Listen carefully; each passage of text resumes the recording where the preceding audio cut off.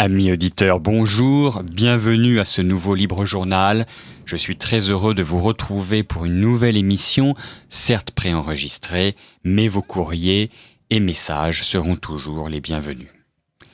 À l'heure où la France s'interroge sur l'Europe, à l'heure où la France s'interroge sur elle-même, à l'heure où chacun sent confusément que notre pays n'est pas à la hauteur des défis d'un monde qui change, d'un monde passionnant, mais d'un monde dur, dangereux même, il était nécessaire de s'interroger sur les moyens d'y remédier. Et parmi ces moyens, il y a un courant de pensée qui existe en France depuis quelques années et qui tente d'apporter quelques réponses, notamment au travers du concept d'intelligence économique. J'ai aujourd'hui le plaisir de recevoir un des éminents spécialistes de ce sujet, l'intelligence économique, en la personne de Christian Arbulot. Christian Arbulot, bonjour. Bonjour. Bienvenue à ce micro. Vous êtes fondateur et directeur notamment de l'EGE, École de guerre économique, et vous êtes un de nos meilleurs spécialistes de ce concept d'intelligence économique. Et vous venez également de faire paraître un livre qui s'intitule Sabordage, comment la France détruit sa puissance, de Christian Arbulot, aux éditions François Bourin. Alors, Christian Arbulot, votre livre apparaît comme une sorte de réaction à chaud et peut-être d'inquiétude profonde, mais à quoi tout se passe très bien. En apparence, tout se passe très bien. C'est vrai que en se promenant dans la rue, en voyant les gens aller au travail, vivre leur vie quotidienne, il n'y a pas de problème, excepté les soucis qu'on évoque à travers le chômage, à travers le fait d'élever des enfants, etc. Non, en fait, derrière tout ça, il se passe quelque chose.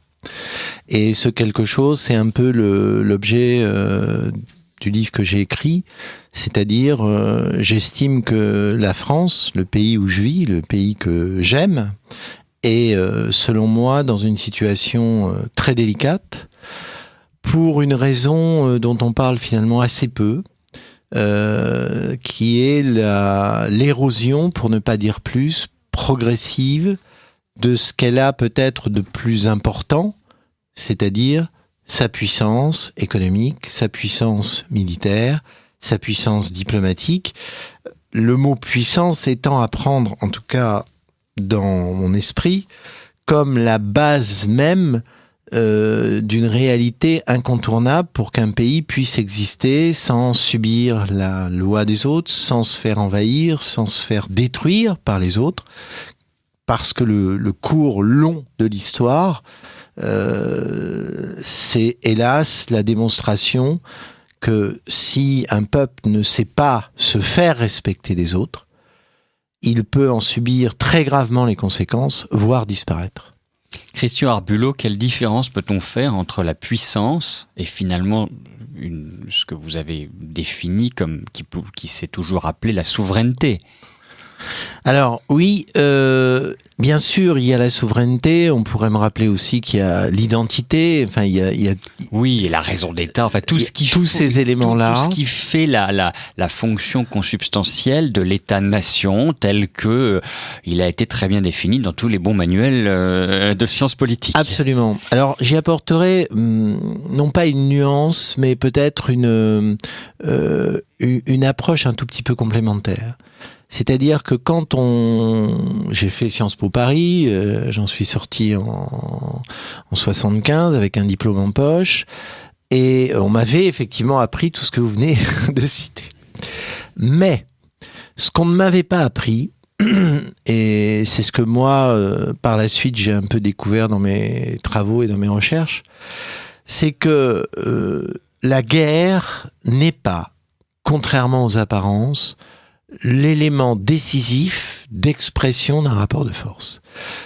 J'ai lu des centaines d'ouvrages dans ma vie où la guerre était un élément dominant, et c'est vrai que celui qui avait la force militaire finissait toujours par l'emporter sur l'autre. Mais c'est pas si simple. Une seule image qui peut en résumer justement beaucoup d'autres. la Grande-Bretagne sort victorieuse de la Seconde Guerre mondiale, elle est exsangue, ruinée, en partie détruite, et même si elle a encore un empire colonial, elle va le perdre, et finalement, cette victoire de la Grande-Bretagne est une formidable défaite au niveau, justement, de sa puissance et de son statut de puissance. Et pour moi, ça a été très symbolique de cerner cette réalité-là. Parce que cette réalité-là, je l'ai vue s'exprimer dans beaucoup d'autres cas de l'histoire contemporaine. Si je prends une période qui est la nôtre aujourd'hui, les États-Unis remportent une victoire incontestée sur les troupes de Saddam Hussein en Irak, et quelques années plus tard, la situation de l'Irak est totalement catastrophique. La position américaine à l'égard de ce pays qu'ils ont littéralement, j'utilise toujours ce mot, fracassé, et on ne peut plus délicate, voire presque ridicule, car là, on est en train de se rendre compte que, un peu en rétropédalage, que la stratégie américaine, même si on la considère sous l'angle le plus cynique qui soit, c'est-à-dire un empire pour assurer sa pérennité, peut avoir envie de fragiliser tous les ennemis ou les adversaires potentiels. Et on peut considérer, par exemple, que Saddam Hussein et son régime entraient dans cette catégorie. Or, force est de constater en 2014 que cette stratégie-là a réussi, mais aboutit à un non-sens total. C'est-à-dire que les États-Unis se retrouvent aujourd'hui dans une position beaucoup plus compliquée qu'auparavant, et j'ai envie de dire, s'il n'y avait que l'Irak. Bon. Donc, la guerre et son résultat, la victoire militaire, j'ai le sentiment que si on l'examine à travers le temps et à travers les âges, on découvre très vite que elle n'est pas superposable forcément avec ce que j'appelle la pérennité d'une puissance, avec la capacité d'un peuple à en dominer d'autres, à imposer sa volonté à d'autres. Et je pense que c'est tout le problème, vous parliez de la science politique, de notre grille de lecture actuelle. C'est-à-dire que nous n'avons pas assez, je pense, réfléchi à ce qu'était la puissance en tant que telle. On a beaucoup trop assimilé ce mot à une démarche idéologique. On l'a beaucoup trop diabolisé, finalement, dans l'histoire du XXe siècle. C'est vrai qu'un certain nombre d'auteurs, notamment des auteurs issus de régimes totalitaires, qui soient des deux bords d'ailleurs, nous ont facilité le travail pour nous enliser dans une définition figée de la puissance. Mais je crois qu'aujourd'hui, il est largement temps d'en sortir de cet enlisement, parce que j'estime que, avec le recul sur beaucoup d'expériences historiques, on peut quand même un tout petit peu poser comme préambule que la guerre n'est pas forcément le synonyme en termes de résultats, donc de victoire, d'accroissement de la puissance. Au contraire, elle peut parfois, je renvoie à l'image de la Grande-Bretagne en 1945, être synonyme d'un décrochage très important, d'un affaiblissement, et le coût d'une victoire peut peut-être affaiblir tellement un pays qu'il va, a posteriori, en subir des conséquences très graves. Christian Arbulot, si on regarde objectivement votre concept de puissance, on peut peut-être d'abord se dire que finalement, il ne fait que revenir sur presque un lieu commun selon lequel la guerre, c'est l'acmé d'un moment de la puissance d'un peuple ou d'un ensemble de peuples et de nations, et que tout cela, si ce n'est pas tendu par un système cohérent, qui soit économique, mais aussi politique, culturel, si les individus ne sont pas riches, soudés entre eux et combatifs, il ne va pas se passer grand-chose. Mais laissons cela de côté, car je pense que de nos jours, il est nécessaire de rappeler certaines évidences. Mais je ne vous ai pas encore demandé comment avait été accueilli votre livre, mais il me semble qu'il y a deux écueils. C'est-à-dire que finalement, cette notion de puissance, est une notion beaucoup plus adoucie du traitement de la question du conflit entre les hommes et entre les nations. Et donc, les deux écueils que je vois, c'est un premier écueil qui est ceux qui se disent, mais finalement, est-ce que ce concept de puissance n'est pas un tour de passe-passe pour éviter de parler de ce gros mot qui est la guerre, c'est-à-dire une forme de refus du réel. Ça, c'est sur la partie, on va dire entre guillemets, droite de l'échiquier, hein, et une partie à gauche qui est de dire, mais la puissance, et vous l'avez déjà dit, c'est la guerre, donc on n'en veut pas, puisque cela fait référence à des idéologies qui mettent en avant le primat de la force sur toute autre forme de rapport humain. Donc, est-ce que c'est pas, est-ce que la chose a été analysée comme ça, si vous voulez, dans votre esprit, et comment vous situez? Je pense qu'il y a vraiment ces deux écueils dans un moment justement où nous avons malheureusement tendance à sortir de l'histoire, et donc certains peuvent vouloir prendre comme prétexte voilà, je sais, vous voyez un peu je comprends tout à fait ce que vous dites là, et ce que vous sous-entendez aussi, c'est-à-dire que je suis très conscient de ces deux écueils. En fait, c'est une voie étroite, si vous voulez. Je les affronte au quotidien, ne serait-ce que à l'école de guerre économique, quand je me retrouve chaque année devant une nouvelle promotion d'étudiants ou des promotions de professionnels qui viennent se former après leur travail. Et pour parler du premier, c'est-à-dire en fait l'attitude de l'individu face à un rapport de force. Ce que j'ai moi comme défi,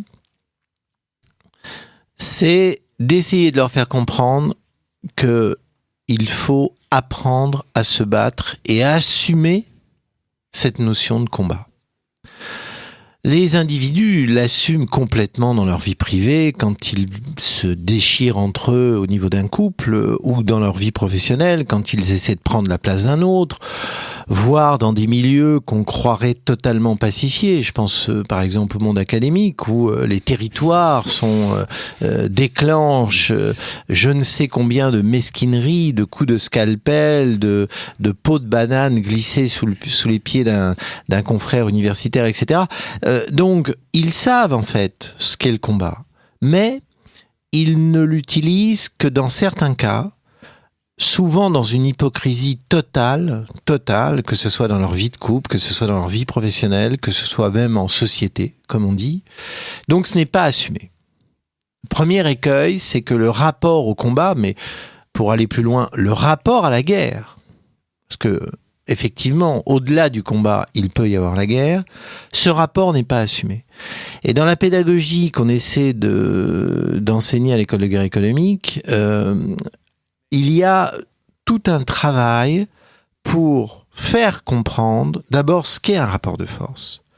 Ensuite, pour positionner l'individu, non pas comme observateur ou simple analyste, quelqu'un qui fait une fiche pour rendre compte d'une situation. Non, mais pour le faire rentrer dans le rapport de force. C'est-à-dire essayer de dédiaboliser ce mot-là, essayer de faire en sorte qu'il y ait une posture la plus naturelle possible, sans qu'il y ait la moindre trace d'idéologie, de fanatisme ou je ne sais quoi d'autre. Et je pense qu'on y arrive. Je pense que grâce au terrain sur lequel on travaille, qui est celui de l'économie, on y arrive puisque l'économie, c'est par définition un rapport de force. C'est-à-dire que le mot concurrence... Mais non immédiatement sanglant. Mais non immédiatement sanglant, excepté dans certaines circonstances historiques où, pour s'emparer de ressources, on fait la guerre, par exemple. Mais ça, c'est le premier écueil.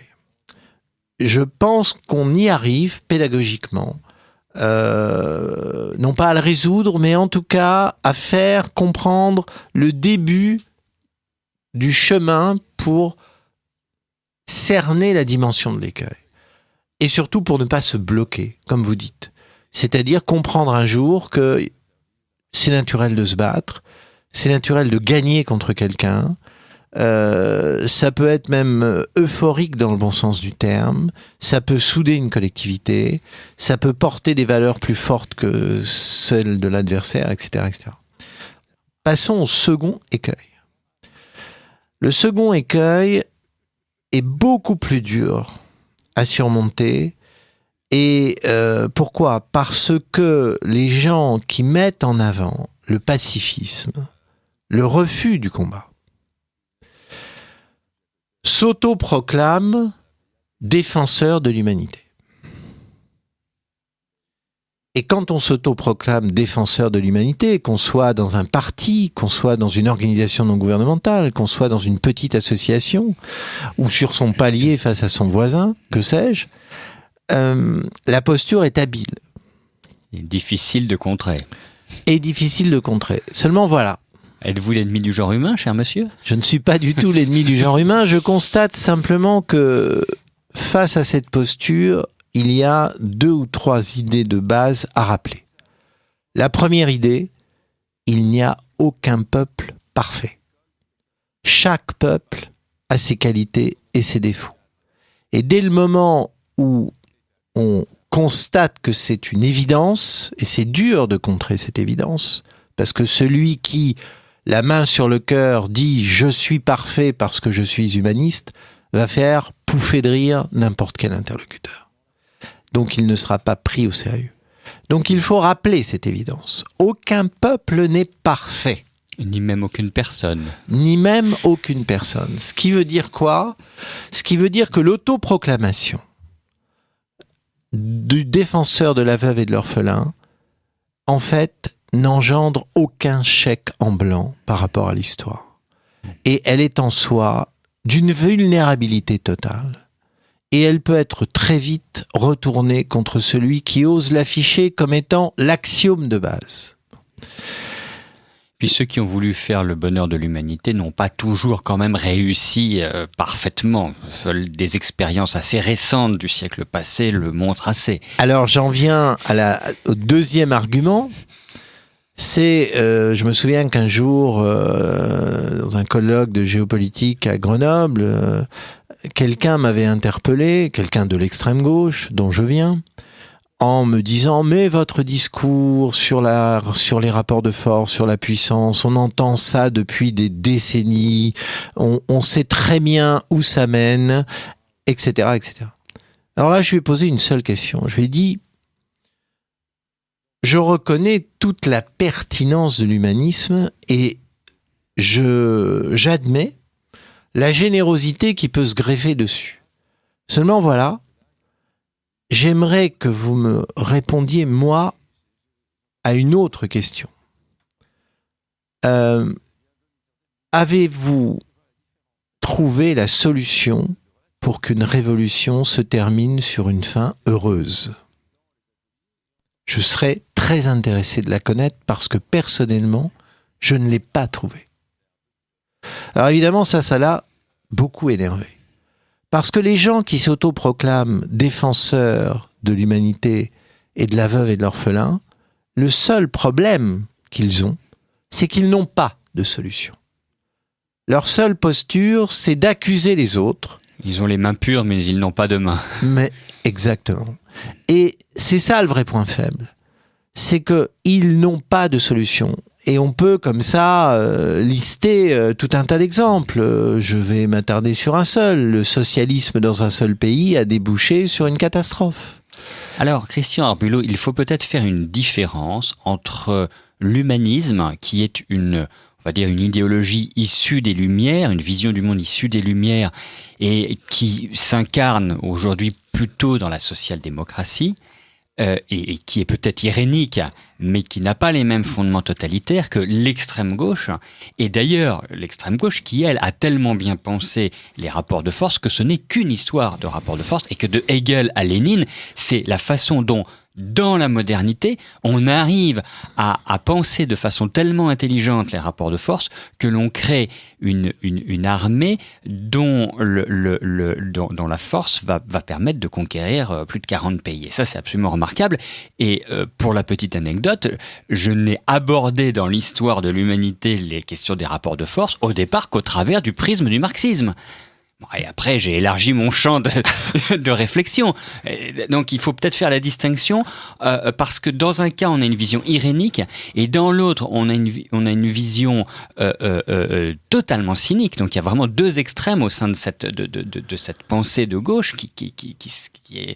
Et d'ailleurs, c'est complètement aberrant de les voir alliés dans beaucoup de pays puisque il y a deux visions. Enfin, quoi de commun avec un Jean-François Revel et un Georges Marchais. Enfin, vous voyez ce que je veux dire, il y a quand même deux visions complètement différentes de ce qu'est l'homme.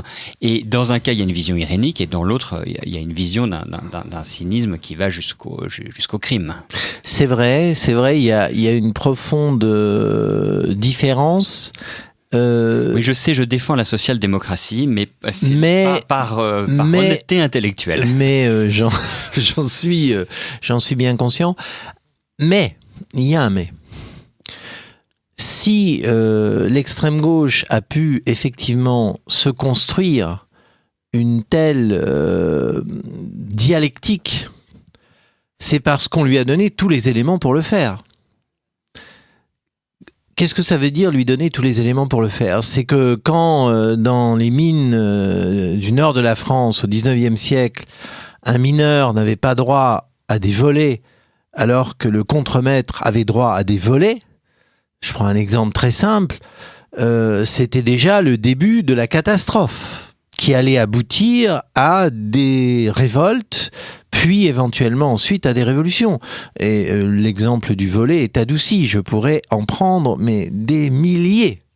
C'est-à-dire que le problème qu'il faut bien comprendre, c'est que la force de la dialectique qui s'est créée dans le marxisme, pour justement faire du traitement des rapports de force sa dynamique de combat en tant que telle.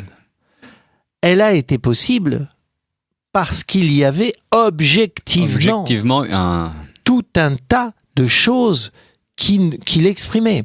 Je vais vous donner un exemple. Moi, sur la question de la guerre économique, je suis souvent interpellé par des individus, que ce soit des économistes libéraux ou des libéraux tout court, qui me disent « Mais monsieur, essayez de la définir, elle n'existe pas, c'est une vue de l'esprit. » J'allais venir à justement vous demander de définir l'intelligence économique parce que je crois que c'est un terme qui est très mal connu en général et peut-être par nos auditeurs de Radio Campus. Je vais y venir dans quelques secondes, mais avant, je veux justement vous répondre sur le point très important que vous avez soulevé. La colonisation. La colonisation. La colonisation est certainement dans l'histoire humaine un des éléments les plus démonstratifs de ce que j'appelle la guerre économique, c'est-à-dire des gens qui vont vers des territoires inconnus et dont la première ambition est de prendre ou de trouver des richesses. Et lorsqu'ils arrivent dans ces territoires inconnus, qu'est-ce qu'il se passe? Ils font la guerre. Ils mettent des peuples en esclavage, ils les déciment en partie à cause des conditions de travail, voire totalement, et ça aboutit dans bien des cas à des génocides. Si ça, c'est pas une expression didactique de la violence, au nom de la recherche d'un avantage matériel, je ne sais pas ce que c'est. Donc, la colonisation, je ne suis pas un grand admirateur de la colonisation pour cette raison élémentaire, c'est-à-dire que dès le départ, dès le moment, quels que soient d'ailleurs les empires qui en soient à l'origine, c'est pas propre à l'Europe, c'est hélas assez répétitif dans beaucoup d'autres zones du monde, cette forme d'expression du rapport de force, elle crée l'injustice, elle crée des conditions de vie catastrophiques. Pensez à l'esclavage, pensez à la destruction de civilisation. Mon frère qui vit à Phoenix aux États-Unis me rappelait que enfin, dans un musée, des Indiens ont pris le contrôle du musée et sur ce musée, apparaît une phrase où il est dit que les peuples indiens ont été détruits, enfin leur civilisation détruite, on leur volé leur territoire, etc. C'est la réalité. Et là, il n'y a pas de justice et de religion pour la légitimer. Pardon ? C'est malheureusement l'histoire du monde. Oui, mais, j'insiste, elle est passée totalement sous silence. C'est-à-dire que j'en reviens à la définition. Sur cette fameuse définition de la guerre économique, je remarque que la colonisation, j'insiste lourdement sur ce terme, n'est absolument pas un élément de démonstration pour expliquer ce qu'est la guerre économique. C'est passé aux oubliettes, ni plus ni moins, dans sa genèse et dans sa réalité. Donc, c'est toute la difficulté. C'est-à-dire, quand vous me parliez tout à l'heure de l'humanisme, je ne pourrais reconnaître une valeur à l'humanisme qu'à partir du moment où ce courant humaniste intégrera cette lecture et cette dimension de l'histoire. Ce qui, je crois, n'est pas le cas. Il faut aussi comprendre que l'histoire du monde, c'est l'histoire de colonisation. Réussir, rater, avec ou sans génocide, avec des prédations plus ou moins grandes, etc. C'est vrai. Il y a quand même, je le crois, nous ne serons peut-être pas d'accord sur ce sujet, sur la colonisation occidentale et spécifiquement française, et je ne veux me prononcer que sur la française, n'ayant pas d'éléments factuels sur l'autre, quelque chose qui a été radicalement nouveau dans l'histoire de l'humanité, c'est que globalement, même si des intérêts bien compris pouvaient exister, le souci de l'autre et sur tous les bords de l'échiquier politique français a toujours primé. Et d'ailleurs, si vous reprenez les cohortes de chiffres sur le prix des denrées qui sont achetées dans nos colonies par rapport aux prix mondiaux, elles sont à quelques années ou exceptions près toujours supérieures. Et ce qui explique que le patronat a toujours été plus favorable au fur et à mesure que nous nous rapprochions des années 1960 à ce que l'on se débarrassât des colonies qui étaient objectivement un poids économique et financier. Et d'ailleurs, si on devait être parfaitement iconoclaste, on pourrait regarder aujourd'hui nos confettis d'empire et se demander ce que nous apportent la Guyane, la Martinique, la Guadeloupe, la Réunion, au-delà de la question de puissance. J'entends bien. Alors, c'est vrai qu'il y a à faire une distinction entre la colonisation expression de la guerre économique, ce qui pour moi est un des fondamentaux de la guerre économique, et ce que peut devenir la colonisation. C'est évident que la France, pendant longtemps, a peut-être privilégié, pour des raisons diverses et variées, le fait de créer des infrastructures dans des pays colonisés et de ne pas faire cet effort en Bretagne, par exemple, sur l'infrastructure routière de la Bretagne, si on reprend le début du XXe siècle, si je prends cet exemple-là. Mais il y a toujours eu, si vous voulez, la colonisation a sûrement abouti à des choses qui n'étaient pas bien, et de toute façon, la colonisation... Et je crois que c'était compris comme cela dans l'esprit des gens les plus réfléchis de l'époque, devait toujours aboutir à ce qu'il y ait une fin de la colonisation. Je crois, je me trompe peut-être, mais voilà. Même la phrase de Jules Ferry sur les peuples supérieurs qui ont le devoir de coloniser les peuples inférieurs, c'est pour les faire devenir des peuples au même niveau que les peuples supérieurs. Il y a une démarche humaniste que l'on puisse critiquer après et dire qu'elle est fausse, que on peut même faire un procès d'intention en disant il pensait exactement l'inverse, il était raciste. On peut toujours. Bien sûr. Mais la réalité quand même, c'est que pour la première fois dans l'histoire de l'humanité, on a une puissance qui n'a pas de limite par rapport à ceux qu'elle conquiert et qu'elle ne met pas dans un système d'esclavage total, absolu et de prédation totale et absolue. C'est vrai, voilà. on est dans une logique... Donc c'est quand même voilà, je ne fais que constater. Bien sûr. Et après, on sera peut-être tous d'accord pour dire que de toute façon, la colonisation, elle devait se terminer pour une multitude de raisons. On est dans une logique paradoxale. Et donc, on est dans une logique complexe, en tout cas. Voilà. Alors, si on revient donc à cette question de puissance que je crois les auditeurs commencent à cerner, il faudrait peut-être aussi quand même leur redire un petit peu comment on pourrait définir cette intelligence économique dont on entend beaucoup parler, et cela va vous faire plaisir, mais qui est parfois peut-être un concept incompris.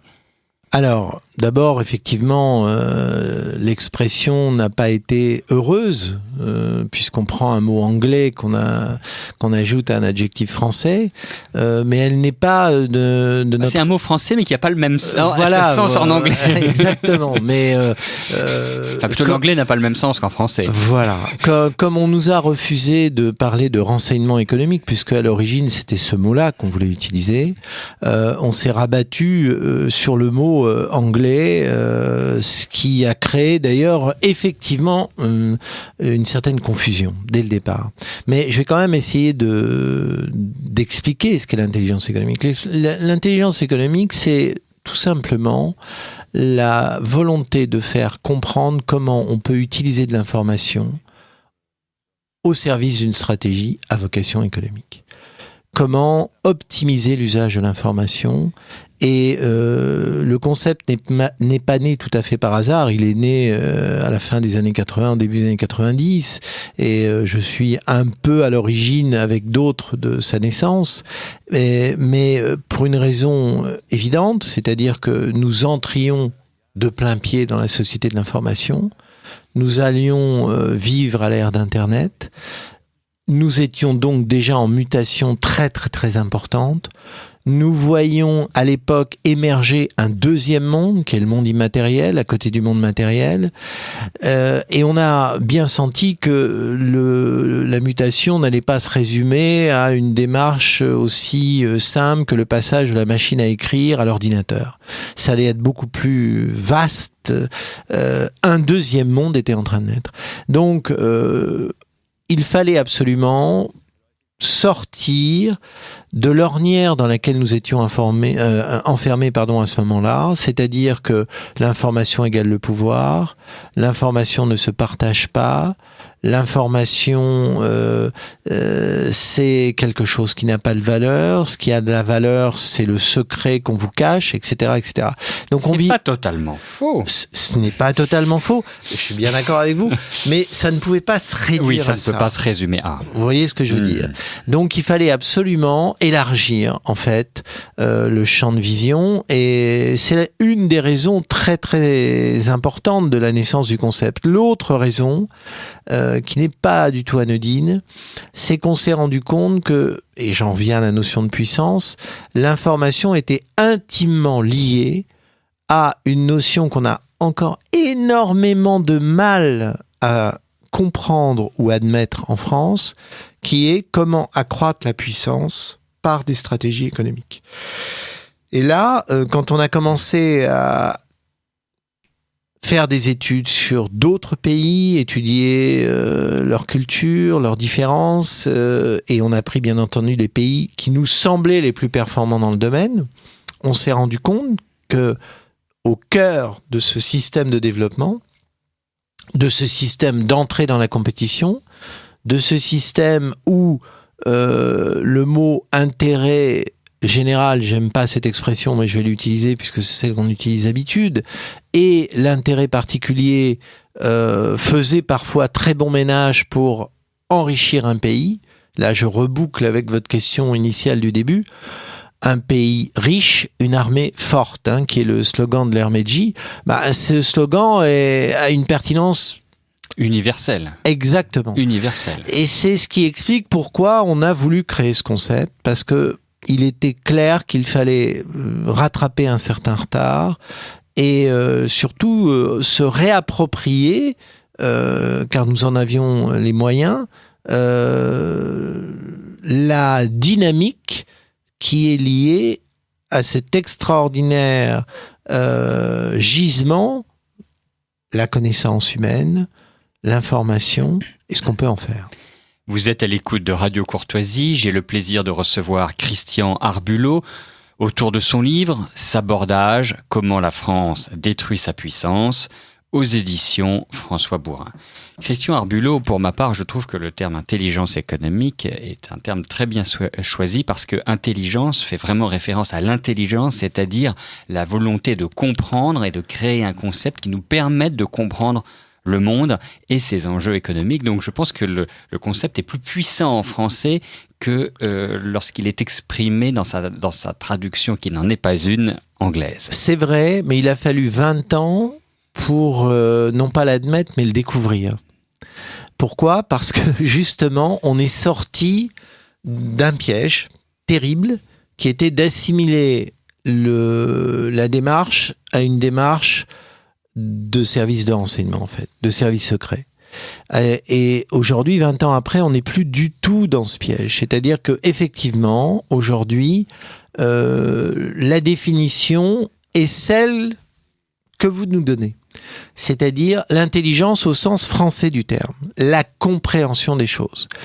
J'ajouterais à cette compréhension la volonté d'action. C'est-à-dire qu'il y a absolument nécessité absolue aujourd'hui de comprendre pour agir. Et c'est vrai que pendant longtemps, on se moquait presque de nous en disant « mais l'intelligence, vous êtes plus intelligent, cher ami ». Non, le problème n'est pas là. Le problème n'est pas là. J'avais pas pensé. Mais c'est souvent ce qu'on nous a dit. Vous savez, l'humour français est très décapant. Non, je crois justement le problème n'est pas là. Le problème, c'est, je vous parlais il y a quelques secondes de l'émergence du deuxième monde. Quand on voit à quel point on a non pensé ce que représentait comme potentiel ce deuxième monde, là, oui, il faut faire un très très gros effort d'intelligence. Et on est au cœur du sujet.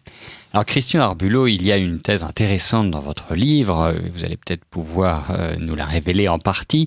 Alors il y a beaucoup de thèses, c'est un livre à la fois très court et très riche, je le dis pour nos auditeurs, c'est-à-dire que il brasse beaucoup de concepts et en même temps il est très actuel puisqu'il répond à ce que je disais en préambule de l'émission, à une inquiétude un peu sourde de tout le monde, y compris maintenant, je pense, de nos dirigeants, sur finalement où va la France, où allons-nous ?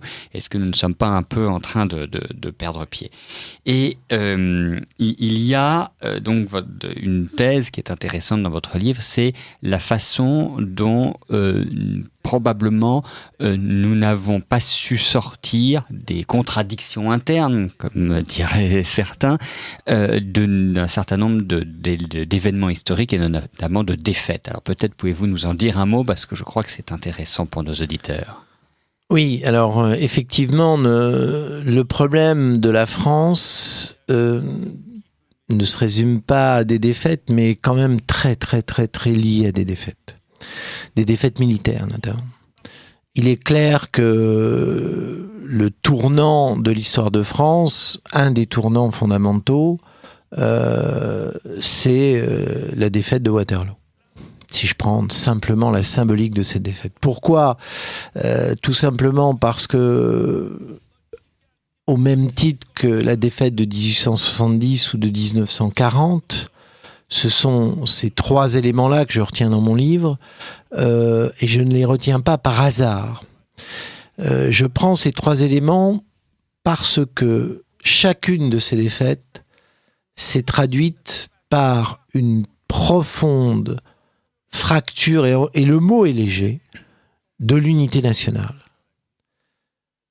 À chaque fois, après 1815, après 1870, après 1940, la politique intérieure française a été marquée par cette défaite, dans le sens où la force qui est au pouvoir après cette défaite, dans le meilleur des cas, je vais utiliser le mot négocier, négocie avec l'ennemi qui nous a vaincus, et dans le pire des cas, pactise avec l'ennemi qui nous a vaincus. Et là, comment voulez-vous que le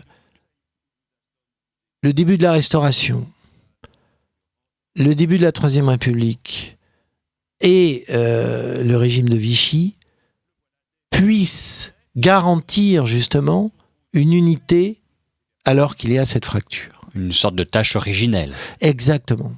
Et cette tâche originelle, je ne veux pas rentrer dans chaque débat, parce que ça demanderait des heures de discussion et ça créerait beaucoup de polémiques. Mais moi, là où elle m'intéresse... Si ça en crée, ça veut dire que vous n'avez pas totalement tort. Voilà, peut-être. Pour résumer. Pour résumer la situation.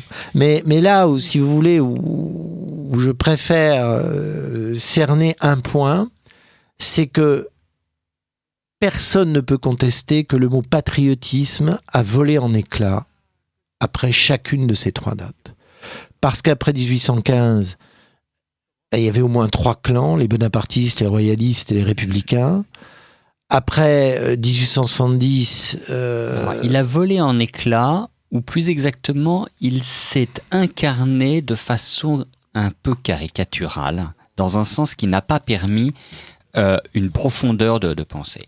À la suite de 1870, et également après 14, mais 40 arrive tellement rapidement après 14 qu'on n'a pas tellement le temps de le voir, mais à partir de 1870, on a une république, certes laïcarde et franc-maçonne, mais surtout ultranationaliste, qui ne vit et qui ne dresse des petits Français que dans l'espoir d'aller prendre la revanche sur l'Allemagne. Il était évidemment nécessaire que la France maintienne l'idée d'elle-même, mais il y a là, et ça a été très bien montré par un certain nombre d'historiens, il y a là un extrémisme dans l'expression de ce patriotisme qui aboutit à un nationalisme dans son travers et qui aboutit à ce que certains ont appelé une guerre civile européenne. Et cette guerre civile européenne est majoritairement à l'origine de l'effacement relatif de la France et de l'Europe aujourd'hui. C'est-à-dire que nous payons plus 14-18 que 39-45 objectivement. Voilà. Et donc, et pareil, après 1940, en 1945, il y a une double tâche, cette fois-ci, puisqu'on a à la fois ceux qui ont pactisé avec les Allemands, et on a les vainqueurs qui ont pactisé avec les communistes pour gagner. Pour rien sortir de tout ça, si ce n'est une idéologie dont nous voyons encore les scories et qui nous empêche de penser le monde actuel, et plus encore tout excès amène à la guerre. Et 1870 amène à 1914 par un excès de nationalisme des 2 côtés peut-être, mais en France objectivement, regardons les choses, et 1945 aboutit à une négation de la nation comme ayant été le berceau du totalitarisme. Alors évidemment, c'est comme si on avait dit que toute loi sociale amenait des camps de concentration, dans l'extrême inverse. Donc on s'interdit presque toujours de penser eu égard à ces tâches, et je trouve que votre livre le met bien en évidence et permet à chacun de continuer à broder, à réfléchir sur ces excès finalement. Et la réflexion qui me venait, c'est que j'ai définitivement abandonné l'idée selon laquelle la France était un pays qui pouvait avoir une vie normale. Et la France me semblait toujours un pays qui s'abaisse beaucoup pour se relever fortement. C'est une belle phrase et qui a beaucoup de vérité. Je partage entièrement ce que vous dites. C'est-à-dire que le but de mon livre, c'est pas de fournir une solution au problème que je soulève. C'est amener les gens à réfléchir. Ça, c'est très clair. C'est modestement ce que nous souhaitons faire ici également. Absolument. Mais ce qui est vrai aussi, c'est que mon sentiment profond, pour que justement un pays comme le nôtre ne s'enterre pas, mais au contraire se relève et rebondisse, c'est qu'il faut qu'on tire des leçons. Je crois que on adore revenir sur le passé. Le mot repentance est un mot qui a conquis beaucoup d'adeptes et qui en a aussi énervé au moins 1000 fois plus, devrais-je dire. Bon, mais pour moi, il y a une chose qu'on devrait tirer comme leçon de ces 3 événements. On ne pactise pas avec quelqu'un qui nous a vaincus militairement. Cette règle-là, elle est fondamentale. Quelles que soient les raisons évoquées, je suis royaliste, je veux le retour du roi, je me méfie de la Commune de Paris, je veux sauver les restants de l'Empire colonial sous Pétain. On ne pactise pas avec une force militaire qui nous a vaincus. C'est un interdit. C'est sur les 10 commandements, voilà le 11e que je rajoute. Oui, c'est un impératif catégorique. Mais absolument. Alors, très concrètement, Christian Arbulot, je crois que vous l'avez dit avec force et on l'a bien entendu, on ne pactise pas avec ceux qui nous ont battus.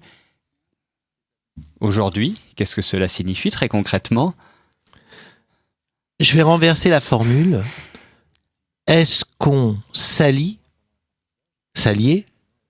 avec un pays qui n'a de cesse que de vous soumettre? Des noms. Les États-Unis d'Amérique.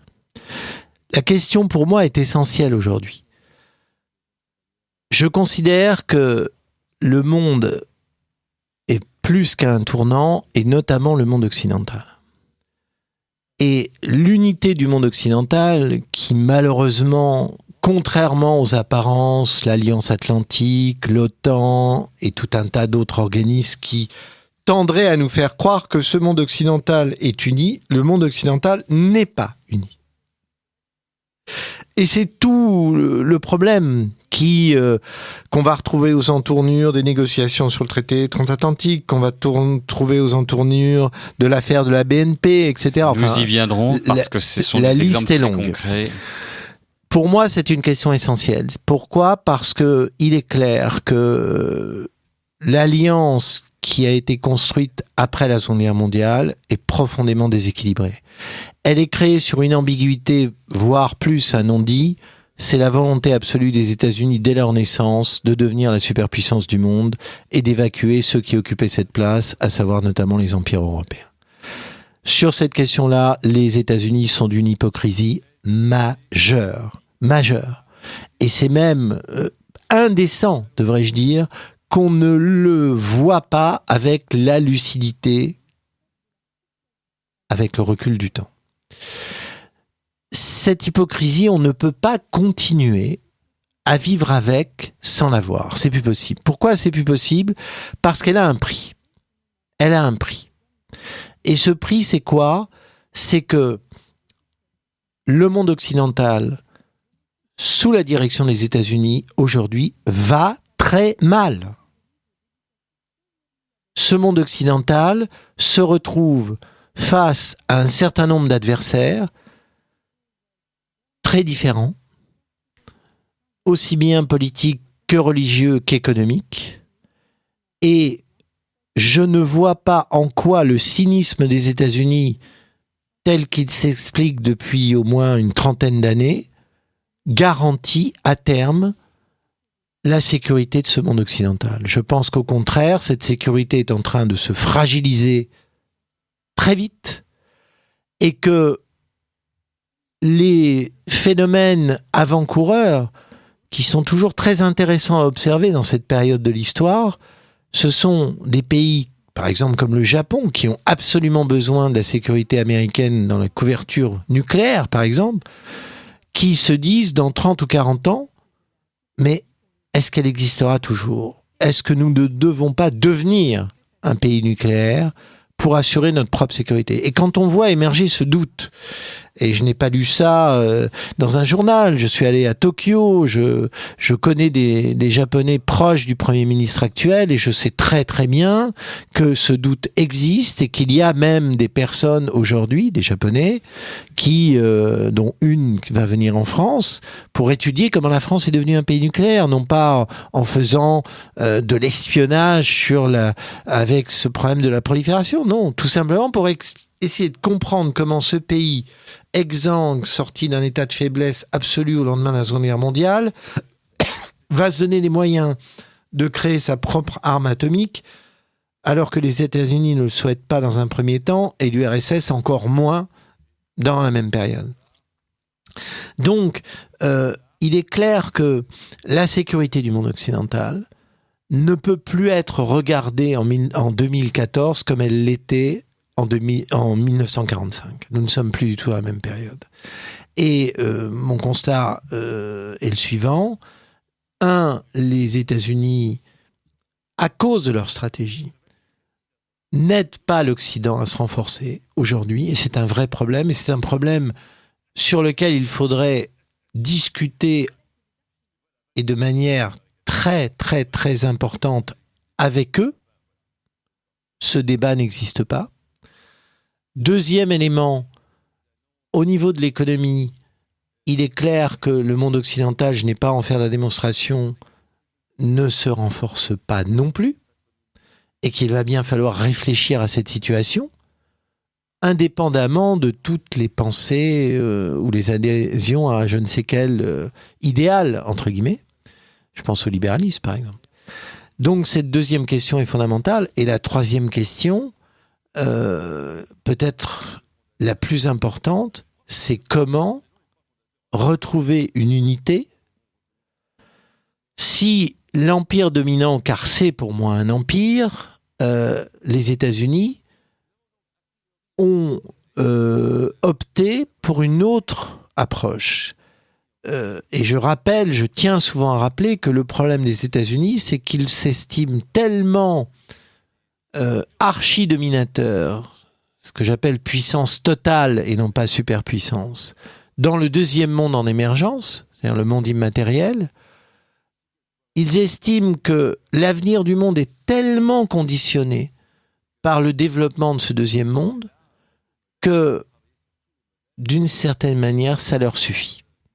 Et dans ce monde matériel, on trouve hélas au Pentagone et ailleurs des gens qui espèrent travailler et faire avancer très vite les expériences sur la robotisation. Pour un jour avoir des structures d'intervention militaire quasi dépouillées du problème de l'humain. Comment enrôler un soldat au XXIe siècle, sachant qu'il risque de perdre sa vie, le coût humain des guerres. Et donc les États-Unis essaient d'aller très très vite sur ce terrain-là pour avoir une force militaire qui soit beaucoup moins contraignante qu'aujourd'hui. Et le problème est là. C'est-à-dire que tant que les États-Unis ne seront pas amenés à changer d'attitude, à comprendre que l'avenir du monde occidental, c'est un dialogue, c'est un respect mutuel, c'est une autre approche de l'histoire que celle que les États-Unis ont depuis leur création. Tant qu'ils n'auront pas changé d'attitude, nous serons dans cette spirale de la division, des contradictions. Et je vais non pas être cynique, mais être très réaliste. Moi, personnellement, je suis bien entendu hyper reconnaissant aux soldats américains qui sont morts en France pour sortir ce pays du système dans lequel il était enfermé depuis la défaite de juin 40. Mais ce prix-là ne doit pas faire oublier le nouveau prix que nous sommes en train de payer. Et ce nouveau prix, c'est quoi ? C'est qu'il n'y a aucune certitude aujourd'hui que les États-Unis garantissent notre avenir comme nous l'espérons intimement, c'est-à-dire bien-être, développement, sécurité, etc., etc. Christian Arbulot, vous nous avez brossé un tableau tellement riche que je ne sais pas si nous aurons le temps jusqu'à la fin de l'émission de reprendre point par point votre thèse. Puis-je me permettre de commencer en m'interrogeant sur le fait de savoir s'il n'y a pas un paradoxe, puisque dans toute la première partie de l'émission, vous nous avez expliqué combien chacun devait avoir à cœur de mettre en œuvre un légitime besoin de puissance, qui ne veut pas dire guerre, mais qui veut dire sécurité.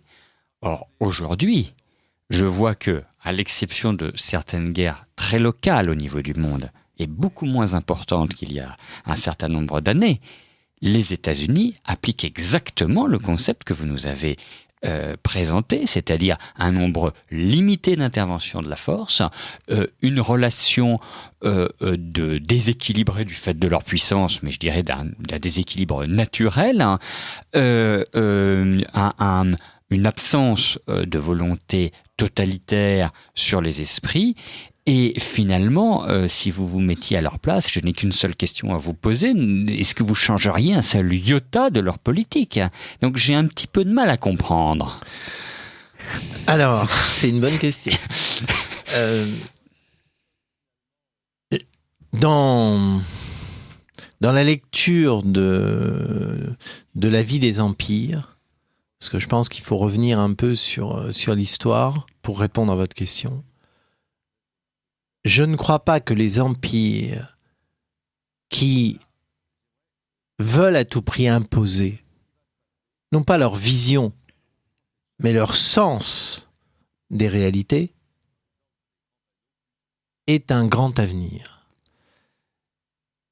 Et je comprends pas bien. Quand je regarde les empires qui se succèdent au travers des âges, Oui.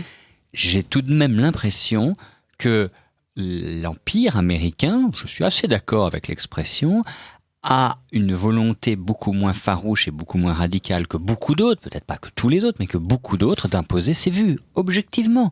Donc, on peut toujours dire qu'il devrait le faire encore moins, mais à l'aune de ce que l'histoire nous a montré, on est quand même dans, on va dire, une idéologie de basse intensité, pour reprendre un terme militaire. Oui, on est dans une idéologie de basse intensité, mais c'est là le nec le plus ultra de la stratégie.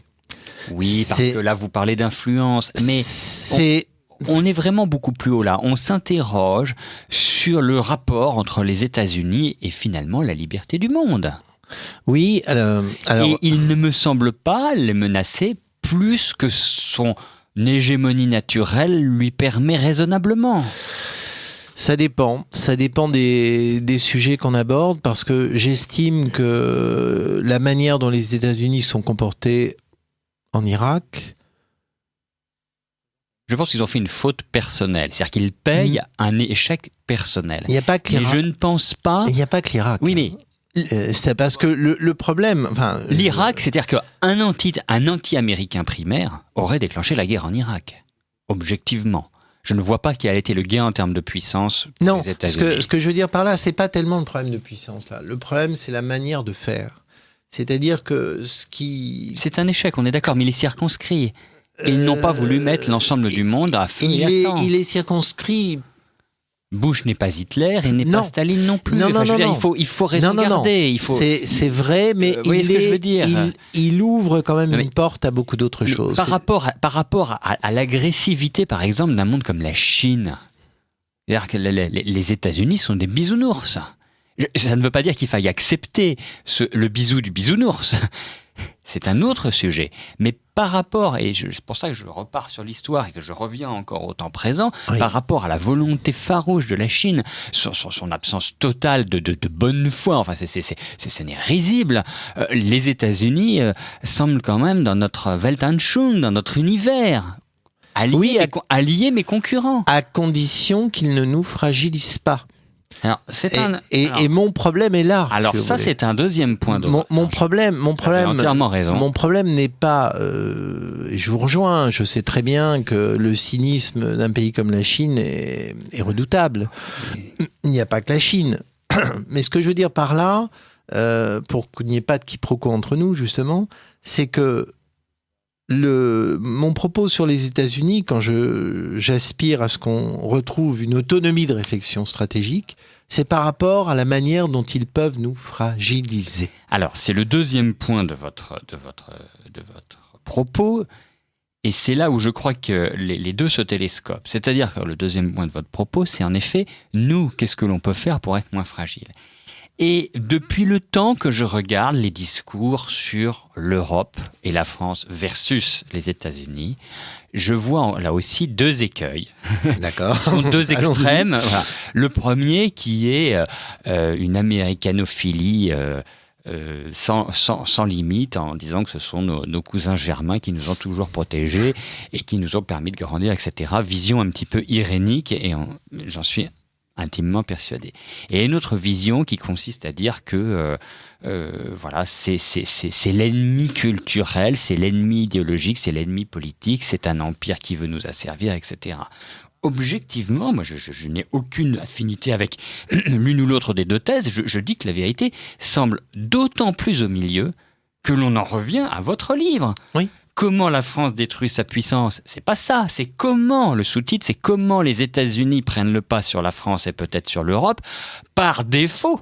de puissance de la France. Si nous ne voulons pas exister, les États-Unis ne peuvent pas exister pour nous, les Chinois ne peuvent pas exister pour nous, les Indiens ne peuvent pas exister pour nous. Je suis entièrement d'accord avec vous. C'est le sens de ce livre, c'est justement de revenir à cette question élémentaire.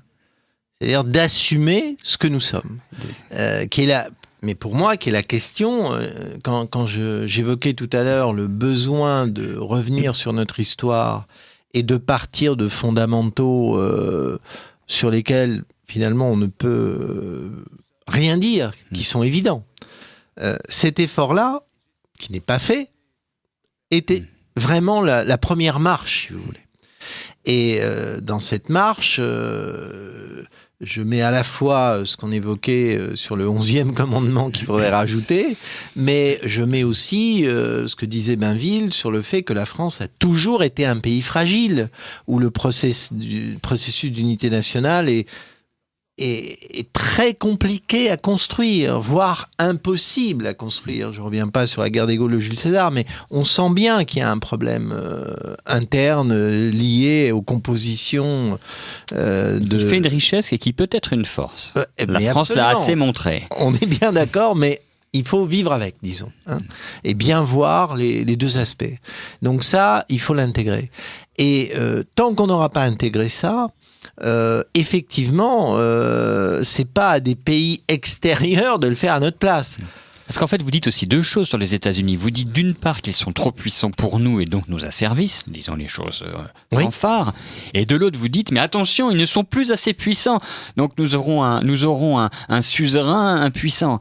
Ils sont trop puissants, ils sont pas assez puissants. Je crois qu'une fois encore, ce qui m'a toujours gêné dans ces idéologies très pro ou anti-américaines, c'est qu'on se décentrait en voulant penser notre existence au travers de l'existence d'un autre, ce qui est le meilleur moyen de disparaître. Et c'est là où je suis très réservé chaque fois que j'entends ces discussions, parce que, et là aussi, je pense, c'est comment la France peut ne plus avoir besoin de se définir par rapport aux Soviétiques, aux États-Unis, à la Chine, à l'Inde, si elle est simplement elle-même.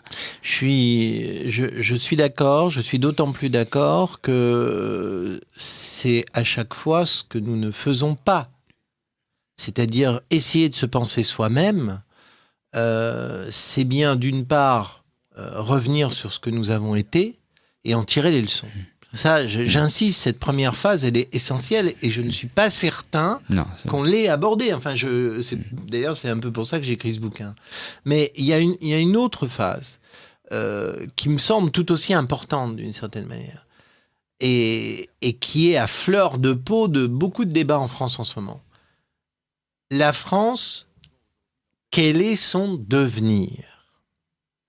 Et là, on soulève des problèmes très importants. Est-ce que son devenir, et je reste réaliste, c'est d'être un vassal intelligent des États-Unis dans la situation... Ou d'une autre puissance. Je parle des États-Unis pour l'instant, parce que c'est le cas pour l'instant. Mais dans ce cas, il faut l'assumer et ne pas se cacher derrière son petit doigt, parce que... Voire en tirer des bénéfices. Voire en tirer des bénéfices. Mais je ne connais aucun homme politique depuis la guerre qui a assumé cette posture, alors que c'est une posture objective. Même Jean Monnet se cachait, comme le disait le général de Gaulle, pour ne pas affirmer cette réalité à laquelle il adhérait. Donc, première question... Est-ce qu'on veut être un vassal intelligent pour tirer profit d'une relation avec un suzerain ? Pourquoi pas ? Mais au moins le dire, au moins en débattre, ce qui n'est pas le cas. Puisqu'on en a honte, puisqu'on n'ose pas assumer cette position de vassal. Je pense aussi que la France peut peut-être prétendre à plus et que tout homme politique... C'est une chose de participer à l'abaissement de la France, c'en est une autre que de l'accepter dans le discours. Alors, il y a d'autres hypothèses. On vient aux autres hypothèses. Est-ce qu'on a d'autres choix stratégiques possibles ? Et là, on retombe sur des vieux débats historiques. Il y a un bouquin d'Éric Zemmour qui est intéressant à ce niveau-là, même si j'estime qu'il a parfois ce que j'appelle une écriture de cimetière, c'est-à-dire une fois qu'on a désigné les tombes, on n'en sort pas de ces tombes. Moi, je veux sortir des tombes. Moi, je vais vers la vie, je vais pas vers la mort. Autrement dit, cette marque historique qui dit qu'on a éternellement perdu face au royaume d'Angleterre, pour moi... Non. Et d'ailleurs, c'est ce que je vous dis, quand on regarde l'histoire de France, on est frappé du fait de l'absence totale de linéarité comparée aux autres peuples, avec Absolument. Une succession d'abaissements et de retour à meilleure fortune qui jalonnent de façon quasi mythologique, et surnaturelle. C'est bien le sens des écrits de Bainville. La grande force de son écriture, c'est de l'avoir démontré dans le texte. Donc, Alors, pense... Comment peut-on rebondir, justement ? Comment peut-on rebondir ? Déjà, en apprenant à se faire respecter, un peu plus qu'on ne le fait aujourd'hui. Je parle souvent, à propos de ce livre, de retrouver une dignité. Mais retrouver une dignité, c'est une dignité d'État, c'est-à-dire une dignité de peuple, c'est-à-dire un positionnement. Mais en quoi, pour le grand public, en quoi ces dernières années avons-nous perdu notre dignité en quoi que ce soit ? C'est pas lisible pour nos auditeurs, pour les auditeurs de Radio Courtoisie qui écoutent Christian Arbulot avec passion autour de son livre Sabordage, comment la France détruit sa puissance, aux éditions François Bourin. Notre dignité, on l'a déjà perdue au cours de la Seconde Guerre mondiale. Alors, mais vous avez dit qu'on sortait des tombes, là. Sortons des tombes. Je vais venir à bride abattue vers l'actualité. En quoi, sous Sarkozy et sous Hollande, on a perdu notre dignité ? Soyons francs et clairs. Mais on a perdu notre dignité tout simplement parce que nous n'existons plus dans les rapports de force réels. C'est-à-dire que nous sommes, je pense, en train de devenir une non-puissance. Il y a un pays comme l'Allemagne qui, malgré sa faiblesse après la guerre, a réussi en jouant très très astucieusement sur un certain nombre de contradictions, à devenir aujourd'hui une puissance qui ne paye même pas le prix de la puissance, puisqu'elle fait bien attention de ne pas en être une en apparence, et qui est devenue la puissance de l'Europe. Déjà là, je pense qu'il y a quand même beaucoup de questions à se poser. Alors il ne s'agit pas d'être anti-allemand, il ne s'agit pas de diaboliser les Allemands. Je dis simplement que l'Allemagne, dans un parcours à un handicap beaucoup plus important que le nôtre, a réussi ce que nous n'avons pas réussi. Nous avions ce que l'Allemagne n'avait pas. Et ce qu'on met toujours en avant, le siège au Conseil de sécurité, l'arme atomique, etc. C'est toujours le cas. C'est toujours le cas. Mais, ce n'est pas ça qui nous permet d'être une puissance, contrairement aux apparences. L'Allemagne, sans siège au Conseil de sécurité, sans armement nucléaire, en ayant une armée un peu particulière, est devenue le pays qui négocie beaucoup mieux que nous avec la Chine, beaucoup mieux que nous avec la Russie, beaucoup mieux que nous avec les États-Unis, et tire son épingle du jeu européen de manière 1000 fois plus astucieuse. Il y a un constat, c'est évident, il est didactique, il est sous nos yeux. Oui, mais parce que là, on est dans le monde économique. Mais si demain venait une confrontation majeure, le fait que la France ait, par exemple, si elle veut bien le garder, c'est un sujet, une véritable armée, c'est un sujet, et le parapluie nucléaire change les données du problème radicalement. Et on peut très bien demander à nos amis allemands, sans que ce soit le moindre du monde un chantage, 100 milliards d'euros pour assurer leur protection. Soyons réalistes. Je ne crois pas que nous soyons malheureusement dans cette situation. D'abord parce que nous sommes en train de démanteler notre appareil militaire. Il faut quand même regarder les choses en face. Ça, c'est pas bien. Et il faut le dire aux Français. C'est ce qui est en train de se passer. Et sans débat. Sans débat. Sans vrai débat. Hormis budgétaire, mais ce n'est donc plus un débat puisqu'on le place sur le simple terrain bien sûr. Économique. On ne montre pas ce qu'est le démantèlement d'un appareil militaire. On ne montre pas ce qu'est un régiment d'hélicoptères quand, n'ayant plus de pièces détachées, il faut aller chercher les pièces sur une partie des appareils pour que l'autre partie vole. Cette réalité-là, qui est... Ça fait un peu romano, comme on dit. Mais c'est pourtant la réalité. C'est pas un secret d'État, c'est la réalité. Sauf que là, effectivement, nous avons un talent extraordinaire pour la cacher, cette réalité. Mais c'est la réalité. Nous sommes en train de démanteler une partie de notre système militaire. Et vous le suggériez dans votre intervention, l'armement atomique devient presque un début de débat. Faut-il le maintenir, puisque... Je crains qu'on en arrive là, et cela m'inquiète. La priorité des priorités, c'est d'acheter la paix sociale. Or, pour acheter la paix sociale, vu que l'État n'a plus d'argent, il va bien falloir le prendre quelque part. Et le seul endroit, un des seuls endroits où on peut le prendre, c'est en démantelant l'armement nucléaire français.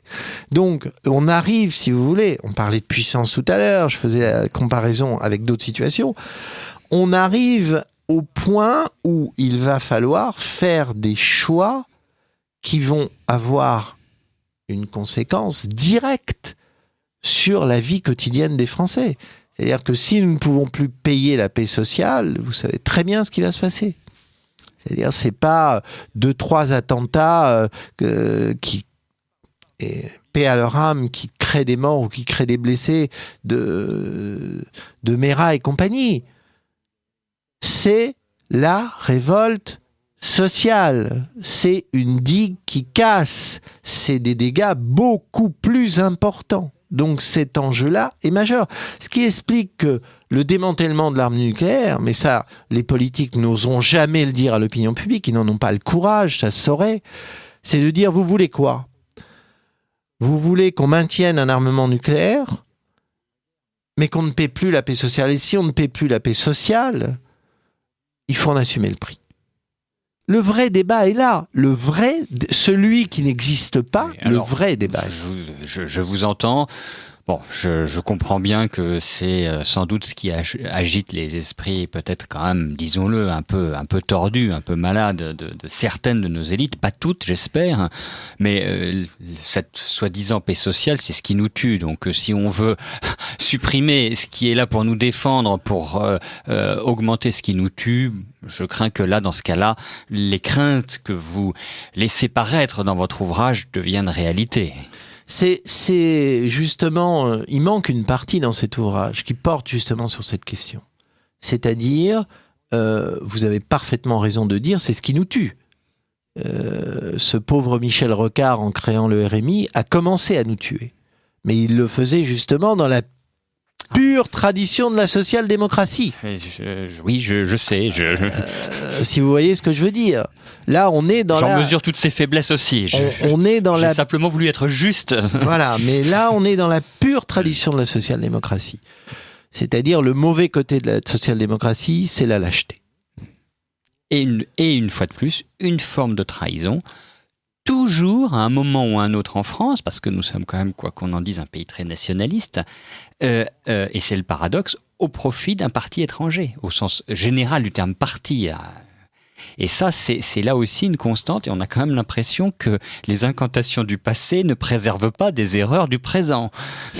C'est tout le problème. Donc, c'est pour ça que il me semble très d'actualité de commencer à rentrer dans le vrai débat.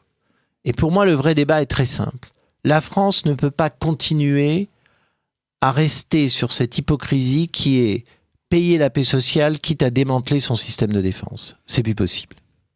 Ce qui veut dire quoi ? Ce qui veut dire qu'il faut remettre à plat, de manière excessivement claire, ce que nous sommes encore capables d'assumer et ce que nous ne pouvons plus assumer dans le domaine de la paix sociale. Ça, c'est un débat fondamental qui entrechoque énormément de choses. Tant que nous n'aurons pas ce débat-là, nous serons dans un faux débat. Et le faux débat, on voit ses limites. C'est-à-dire quand un chef d'état-major des armées, 3 chefs d'état-major et le ministre engagent leur démission pour dire à l'inspection des finances « stop », on atteint déjà une limite. Vous pensez qu'une révolte de l'armée est possible ? Je pense... C'est un peu éloigné de notre sujet, mais tout de même. Je pense que si la ligne cynique qui consiste à vouloir à tout prix continuer à payer la paix sociale, quitte à démanteler les bases même de notre système de défense, s'applique, ceux qui font ça risquent peut-être un jour de le payer très cher. Très cher parce que... En tout cas, de répondre devant le peuple et devant l'histoire. Mais c'est donc de le payer très cher. Et même le talent extraordinaire d'un François Hollande qui se targue de n'être affecté par aucune menace, il est clair qu'une telle décision, mais je n'aimerais pas être à sa place. Je n'aimerais pas être à sa place. C'est le prix le plus cher. Le plus cher. Alors, affecté par rien, Christian Arbulot, mais affecté quand même, et ça nous fait le lien justement avec les États-Unis, et peut-être de savoir s'il n'y a peut-être pas de bonnes idées à prendre chez nos alliés concurrents. Parlez-nous un petit peu aujourd'hui des enjeux qu'il y a autour des affaires Alstom et BNP. Parce que là, je crois que, surtout sur BNP, l'opinion publique s'est rendu compte qu'il y avait des choses qu'elle ne comprenait pas, moi le premier, et qu'il y a là des enjeux considérables qui sont simplement de l'ordre de la prédation économique, objectivement. Enfin, mais parlez-nous de cela, avec votre regard de spécialiste. Je vais essayer de revenir à la position que nous devrions avoir, c'est-à-dire comment préserver notre potentiel économique. Exactement. C'est la question de base. Cette question, hélas, a été évacuée à la fin des années 60. Et elle a été évacuée, malheureusement, sous l'impact d'un ressenti qui était que essayer de penser à l'avenir de ce potentiel n'avait plus de sens, puisque il valait mieux se diluer dans un marché, pas que le marché commun, mais dans le marché de la mondialisation. Et là... Ce qui n'est pas faux. Ce qui n'est pas mais pas sans biscuit, comme diraient les... Voilà, ce qui n'est pas faux, mais ce qui nous a un peu fait jeter le bébé avec l'eau du bain, comme on dit. C'est-à-dire que, oui, bien sûr qu'il fallait assouplir, rendre flexible, s'adapter, c'est une évidence. Mais sans pour autant perdre le cap. Et le cap de quoi ? C'est-à-dire les fondamentaux du devenir d'une puissance. C'est-à-dire, et j'en reviens à l'essentiel, c'est-à-dire de quoi avons-nous besoin pour permettre à la France et à son peuple de vivre sur son territoire. Qu'est-ce que c'est que la définition de ces fondamentaux, les dépendances supportables, insupportables, la nécessité d'enrichir ce pays, comment ? Et on sait très bien qu'il n'est plus possible de répondre à la question en disant « mais ça sera laisser faire les entrepreneurs, en les laissant faire, l'addition de leur travail sera la réponse à la question ». C'est totalement faux. C'est totalement faux dans le sens, bien sûr qu'il faut les laisser faire. Enfin, c'est totalement vrai, mais dans un cadre qui a été maîtrisé en amont pour que ce soit autre chose qu'une incantation. Exactement, mais c'est aussi, j'insiste, non pas faux, mais insuffisant, parce que les pays les plus dynamiques ont ce que j'appelle des stratégies d'accroissement de puissance par l'économie, c'est-à-dire où il y a des jeux où des forces publiques et privées s'associent pour gagner des marchés et se positionner sur le marché mondial. Alors, pour que l'on ne nous accuse pas d'être trop intellectuel, je repose quand même ma question sur BNP Paribas et les 10 milliards de dollars qui sont demandés. Est-ce juste ? Oui, non, partiellement. Pourquoi ? Donnez-nous quelques éléments de compréhension. Moi, ma réponse, c'est, pour une fois, il faut que nous apprenions à être totalement cyniques. C'est-à-dire quoi ? Les États-Unis nous enferment dans un jeu au niveau du boycott de pays comme l'Iran, le Soudan et d'autres. Et ils nous enferment dans un système de transactions financières où là, nous ne sommes même plus vassals, nous sommes des serfs. Bon. Comment acceptons-nous que ce jeu soit totalement faussé dans la mesure où on sait très bien que les États-Unis sont déjà, dès maintenant et depuis longtemps, en train de se prépositionner en Iran pour capter les marchés dès que ça sera possible. Il faut arrêter de se faire avoir comme des chiffonniers, car c'est vraiment à ce niveau-là. Le cynisme américain ne doit pas faire la loi. Nous devons avoir un cynisme aussi fort qu'eux sur ce terrain. Et nous pouvons. Comment ? Mais déjà en dévoilant ce qu'ils font, en dévoilant tous les raccourcis qu'ils prennent, en dévoilant leur hypocrisie, en montrant qu'ils nous imposent une morale qu'ils ne s'appliquent pas à eux, en montrant qu'ils jouent une partie totalement fausse, où les dés sont pipés dès le départ. Et c'est le cas sur BNP Paribas ? Derrière l'affaire BNP Paribas, qui est un peu, je dirais, un chiffon qu'on agite sous nos yeux, il y a la réalité. Osons la mettre à nu, cette réalité. Mais comment ? C'est là où on retrouve encore une fois le pouvoir du politique. Il s'agit d'avoir un pouvoir politique à la hauteur de cette partie qui est en train de se dérouler sous nos yeux. Mais là, que faire pour le politique ? Imaginez, Christian Arbulot, vous êtes Premier ministre. Que faites-vous dans cette affaire ? Il me semble que quand je vois le peu qu'on fait avec les très très faibles moyens qu'on a à l'école de guerre économique sur des cas comme ça, puisqu'on travaille sur des cas comme ça, faire la démonstration que les États-Unis, je vais utiliser un mot très grossier, se foutent de nous, c'est tout à fait possible.